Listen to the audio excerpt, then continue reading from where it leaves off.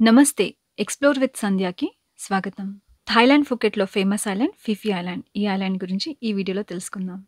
ఇక్కడికి వెళ్ళటానికి రకరకాల టూరిజం ప్యాకేజెస్ ఉంటాయి. మనకి నచ్చిన ప్యాకేజ్ బుక్ చేసుకోవచ్చు.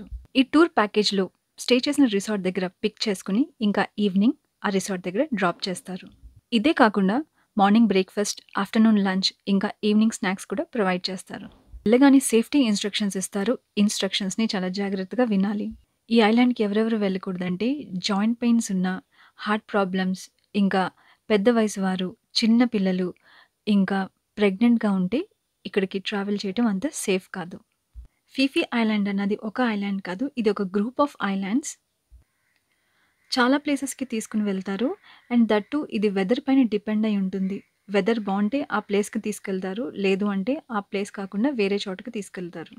సీ సిక్‌నెస్‌కి ఎసెన్షియల్ ఆయిల్స్ క్యారీ చేయటం చాలా ఇంపార్టెంట్. ఈ ప్లేస్‌కి వెళ్ళినప్పుడు ఫోన్‌కి తప్పకుండా వాటర్ ప్రూఫ్ కవర్ తీసుకొని వెళ్ళాలి. వెట్ సీజన్‌లో ఏంటంటే ఎప్పుడు వర్షం పడుతుందో, ఎప్పుడు ఎండొస్తుందో తెలీదు. సడెన్‌గా క్లైమేట్ అన్నది చేంజ్ అయిపోతూ ఉంటుంది.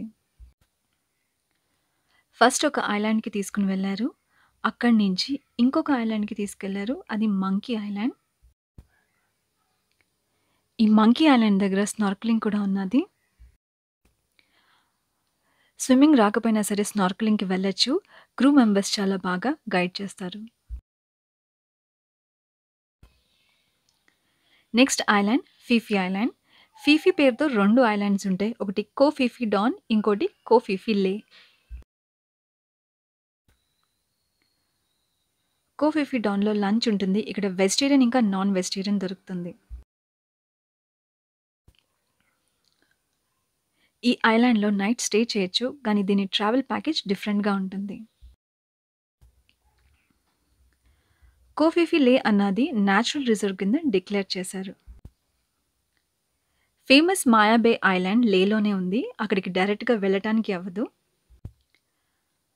అది చుట్టూ తిప్పి తీసుకొని వెళ్తారు. ఇక్కడ వాటర్ క్రిస్టల్ క్లియర్‌గా ఉంటుంది. సాండ్ ఏమో చాలా వైట్‌గా ఉంటుంది. ఇక్కడ వాటర్‌లోని మనం బేబీ షార్క్స్‌ని చూడొచ్చు. మాయా బేలో స్విమ్మింగ్ నాట్ అలౌడ్. మాయా బే దగ్గరికి వెళ్ళాలి అంటే ఒక చిన్న ఫారెస్ట్‌లా ఉంటుంది. దాని లోపల నుంచి నడుచుకొని వెళ్ళాలి. అక్కడి నుంచి వెంకీ కేవ్. ఇదేంటంటే దూరం నుంచి చూడటం మాత్రమే, లోపలికి వెళ్ళటానికి అవ్వదు.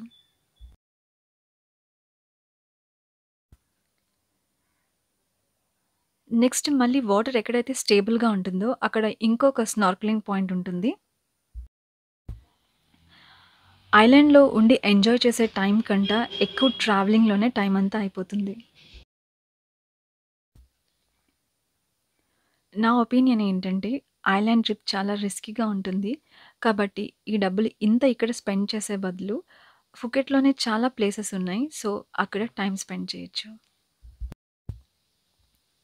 ఈ వీడియో మీకు నచ్చిందని అనుకుంటున్నాను. Thanks for watching. బాయ్.